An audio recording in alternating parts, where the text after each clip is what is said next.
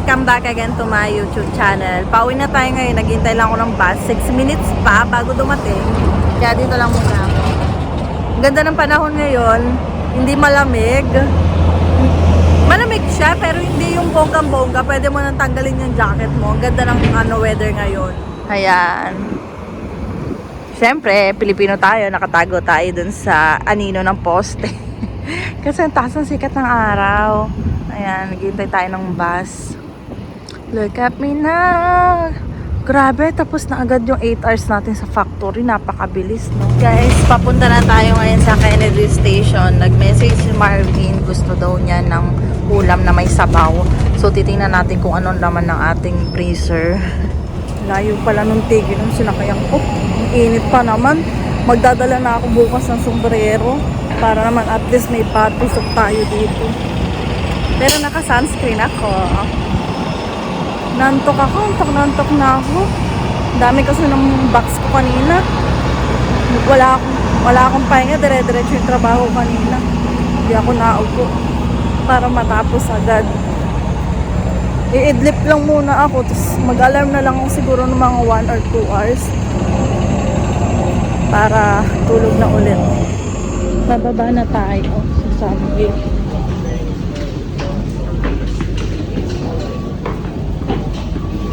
Ayan guys, sakto aalis na rin yung tren. Dito na tayo guys, ang daming tao. Ariko. Yung ang lapit lang ng bahay namin pero nagagawa ko pala mag-bus kasi ang init. Ayan guys, naglalakad na tayo papunta sa bahay. Ang dami rin naman siyang puno kapag nag-summer na. Abangan na lang natin kung anong itsura dito sa amang kapitbahay namin. Ito nga pala yung backyard guys. Nakita namin yung picture nito nung summer. Super ganda niya. Ang daming bulaklak. Balikod pala to. Ayan. So, update ko na kapag nasa baba na ako. Tcharan! Hi guys! Tignan natin yung sapatos namin. Ayan guys. Welcome to our home, sweet home. Paano ba to? Ay, ganyan. So, ayan. Makalat pe. Dala ni Marvin yung isa niyang laptop. Yun yung ginagamit niya sa school. Ayan guys, nasabit ko na isang jacket. Kulang kami ng hanger. Kaya dito na lang sa tabi yung nakasabit yung jacket ni Marvin. Bibili pa kasi kami ng hanger, nalilimutan lang. Yung pala yung dapat bibili namin kahapon, hanger, hindi nakabili. Sige, okay lang. Or tingin ako sa marketplace para mas mura, hanger. Jacket namin lahat yan, no. Ito kasi, paglalabas lang sana gagamitin. Hindi na naman ganun kalamig. Ayaw ko nang gamitin to kasi super bigat. Ito, ginagamit ni Marvin to pag hindi masyadong malamig. Ito naman. Ito yung galing kay Ate Maylin. So, ito yung ilaw. Buksan natin at tingnan natin kung anong laman ang freezer. Ano ba ang laman ng freezer? Ista pa lang kasi ito. Pati. Ano yung sasabaw natin, bebe? Ay, naku. Ay, beef. Beef. Nilaga. Gusto ko ng nilaga. Wala naman kami mga gulay. Sinigang. Beef sinigang. Pwede ba yun? Sige nga, isa-search mo. Isda naman to. Manood muna tayo Netflix. Tapos, pag nakatulog, edi tulog. Tapos mag-isip pa ako kung anong gagawin ko dun sa beef. Ano kaya to? Panoodin ko kaya to. Okay, ito na lang. Ayan guys, bali nag-ano na ako. Babang sibuyas pamienta. Para dun sa aming nilaga. Hello! I forget to saing pa pala. We don't have kanin. Grocery ng konti si Marvin yung mga gulay para dun sa guys, ito yung cabbage na binili ni Marvin tsaka yung patatas para sa nilaga. Hatiin natin to kasi yung kalahati niyan or ang dami pala nito. Basta lagay ko na lang sa plastic tapos pang bulalo naman natin. Same lang sila eh. Ay! Oh, hindi ako nakapagpabili ng... Hindi ko ba nailagay yung corn? Hindi, no? Ay, corn! Yeah, corn! You forget the corn. Mag-alam muna daw siya. Anong gagawin mo? Mag-exam daw muna siya. Tutulog ako sa sala. Ikaw na magugas, antok na ako. Oh, cute ng aming kwarto, puting-puti. Maaga ka pala bukas. Makalat naman. Ayan ang pinagkainan namin ni Marvin. And hindi pa ako tapos manood. Pero inaantok na ako. Si Marvin na mag-asikaso nun, guys. Inaantok na talaga ako. Inaantok na ako, guys. Grabe ang pagod. Kanina pag uwi ko, nag-idlip lang ako. Mabilis lang naman yung idlip ko. Tapos asikaso na uli ako ng pagkain. Tapos nabasa ko yung trending ngayon sa Facebook na pabalik ka pa lang, papunta ka pa lang, pabalik na ako. Yan yung mga kalimitan na sinasabi sa atin ng mga matatanda tulad ng mga magulang din natin, mga tito, ganyan. Yung may mga ahead sa atin na sabihin nila na experience nila yan, kaya alam na nila yan, mga ganyan. So, may nakalagay kasi doon, kaya pala yung mga matatanda, tahimik lang sila, pagod na sila, yung pagod na sila na aalis sila ng maaga, uuwi sila ng madilim, pagod na silang mag-budget, pagkasyahin yung kinikita, pagod na silang magtrabaho. Siyempre, kailangan kasi may mga responsibilidad na nga tayo, lalo na din kami. Siyempre, dadating din sa na point na magkakaroon kami ng pamilya ni Marvin. So, na natin yan, dadating na din yung parang hindi ka pwede makontento na ito lang kinikita mo kasi may mga anak ka, papaaralin mo yung anak mo, gusto mo mabigay mo yung mga pangangailangan ng mga anak mo, di ba? Syempre, ang sakit kaya din sa magulang na hindi mo mabigay yung kailangan ng anak mo, yung gusto ng anak mo. Kaya minsan, kaysa sila ibili nila yung sarili na hindi na lang nila binibigay na lang nila sa magulang nila. Kaya ayun, na lang ako.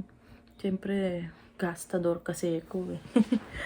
Na-realize ko lang yung mga ganyan nung na heart attack na yung papa ko, na ko na kung gaano kahalaga yung pera talaga. Na dapat hindi natin iwaldas lang ng iwaldas yung pera natin. Kasi paano na lang if ever na may ganyang emergency, lahat ng napundar mo mawawala, pati ipon mo, ubos talaga. Dapat parang para sa akin, parang bukod pa yung ipon mo, bukod pa yung emergency fund mo. Kaya nga, inaano din namin ni Marvin na nakakapagbukod kami na ma-manage talaga namin yung budget namin every month para yung goal na ipon namin every month, yun, makuha namin para malaki yung ipon namin kahit papano. Syempre, meron kaming babayaran pang utang, madami pa kaming gastusin talaga dito. Pa kami, pag-apply pa ng PR pag dumating na sa time na pwede na kami mag-apply. Tapos, pa kami ng selfie pa IELTS, ganyan. Tapos, ayun, diba, nakakapagod pala, no? Kasi syempre nung bata pa ako, parang iniisip ko lang talaga yung makabili ng mga ganto, gamit, kumain sa ganto, hingi ako ng pera. Parang wala akong masyadong iniisip, basta hingi lang ako ng hiling sa magulang ko. Tapos ngayon, ang hirap pala kumita ng pera, Diyos ko. Pero kahit papaano naman, nakaka-survive naman kami, nagsisimula pa lang. Kahit papaano naman, may nangyayari naman sa paghihirap namin ni Marvin kahit papaano. Kasi nung nag-start kami, halos madami na rin kahit papaano nagbago. Mula nung umalis kami sa Pinas hanggang sa dumating kami dito sa Canada, hanggang sa graduating na si Habi, konti na lang talaga, guys. Tapos may napanood din ako na, alam nyo na, yung nanay niya nasabi, parang napapakain niya na sa nanay niya yung mga dati na hindi nila kayang kainin. Diba? Sarap sa feeling kaya nun. Doon naman sa lugar kasi namin, hindi province talaga, as in dulo. Wala masyadong mga kainan ng mga pasosyal, mga buffet. Kaya, doon lang din, pag magpapadala ako, doon lang din sila makakain. Gusto ko nga sila makapag kapag Manila, ganyan. Pero syempre, medyo kailangan medyo malaki yung budget kasi wala kami sariling sasakyan. kailangan magbabas pa sila papunta doon, eh medyo pricey na ngayon na pamasahe. Dadating din yan. Malay nyo, dumating din yung time mabilhan ko na sasakyan yung parents ko. Sa ngayon muna, unahin muna namin yung magkaroon kami ng status dito ni Marvin. Kasi mas madali nang gumalaw para sa amin pag may status na naging permanent resident na kami. Syempre hindi. Ayaw ko maging negative na hindi kami magiging PR. Kailangan positive tayo. Magiging PR tayo. Nasa positive way lang talaga tayo dapat. 'Di ba? Kasi pag nag-negative tayo, babagsak talaga tayo. Kahit alam mong nahihirapan ka, maging positive ka lang. Dati, ako pag nahihirapan ako, umiiyak ako. Pero mamaya okay na uli. So, ayun. Basta ano lang, pray lang tayo kay God. Alam ko hindi naman tayo pinapabayaan ni God. Kung minsan hindi niya napapakinggan yung mga hiling natin kasi alam niya na may mas maganda siyang ibibigay para sa atin.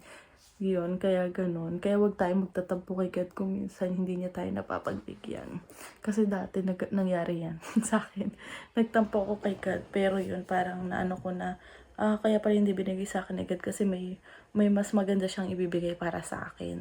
Yun. So, magpapalam na ako guys dahil 9:37 na. Inaantok na talaga ako. 4:30 pa tayo gigising. Tapos aalis tayo ng madilim. Okay naman tayo maliwanag na. Pero grabe na yung pagod. Pero syempre, tiis lang kasi, ay nako, basta buhay talaga. So, yun lang guys. Don't forget to like and subscribe sa YouTube channel ko. Bye-bye!